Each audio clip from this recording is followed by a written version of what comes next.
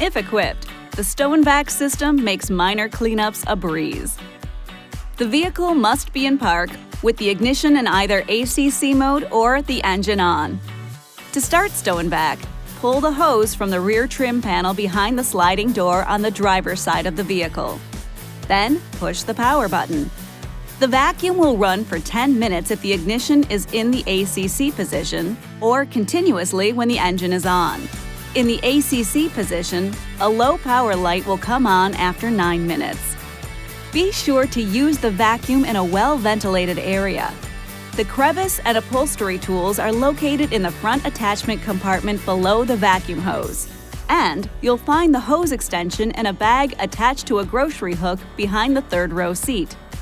Make sure to clean and replace your vacuum filter and empty the debris bin as necessary.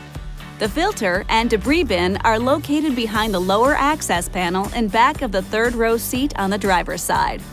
After cleaning, the debris bin must be fully installed and locked for the vacuum to function properly. This video is not intended to take the place of your owner's manual. For complete details and other important safety information, please see your owner's information.